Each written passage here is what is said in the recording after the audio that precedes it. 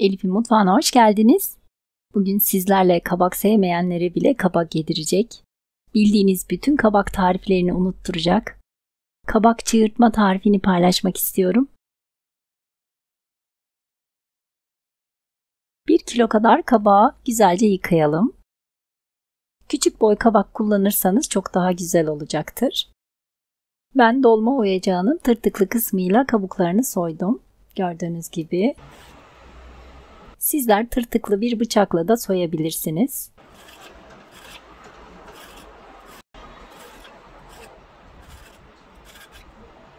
Soyduğumuz kabakları güzelce yıkayalım tekrardan.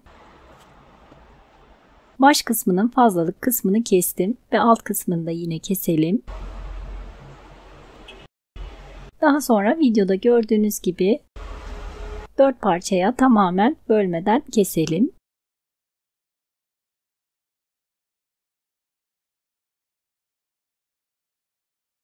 Veya isterseniz kabakları parmak şeklinde doğrayarak da yapabilirsiniz.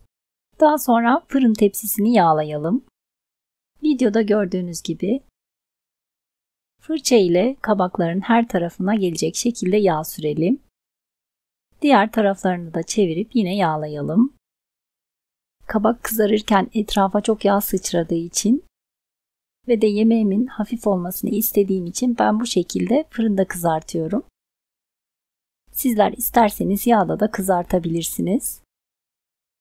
Tüm kabakları yağladıktan sonra 220 derecelik ısınmış fırında yaklaşık yarım saat kadar üzerleri hafifçe kızarana dek pişmeye bırakalım.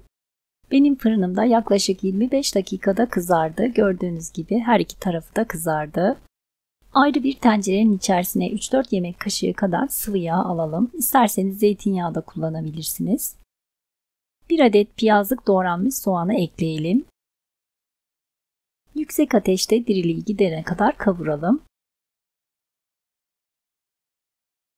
Daha sonra küp küp doğranmış 1 adet kapya biber ve 3-4 tane sivri biberi küçük küçük doğrayıp ekleyelim.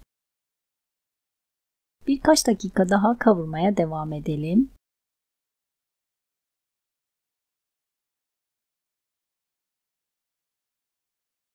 ...5-6 tane orta boy domatesi kabuklarını soyarak küp küp doğrayalım ve üzerine ekleyelim.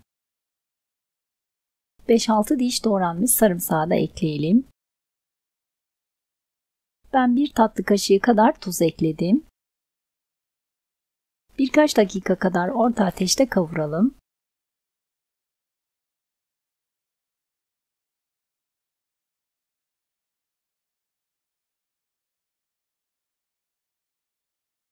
Daha sonra yarım çay bardağı kadar su ekleyip karıştıralım.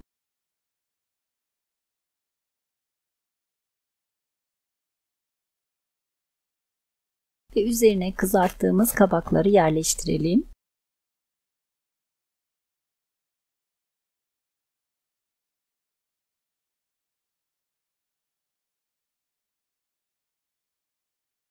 Tencerenin kapağını yarım şekilde kapatarak orta ateşte yaklaşık 15 dakika kadar kontrollü bir şekilde pişmeye bırakalım. Yemeğim 15 dakikadır pişiyor. Bakın gördüğünüz gibi suyunu tamamen çekti. Ocaktan alalım. Biraz ılınması için bekletelim. Servis tabağına aldığımız yemeğimizin üzerine kıyılmış dereotu serpiştirelim. Ve harika lezzetiyle yemeğimiz servis için hazır. Bir kez denediğinizde eminim ki sürekli yapacağınız tariflerden biri olacak. Bu arada dilerseniz kabak yerine patlıcan da kullanabilirsiniz. Deneyecek olanlara şimdiden afiyet olsun.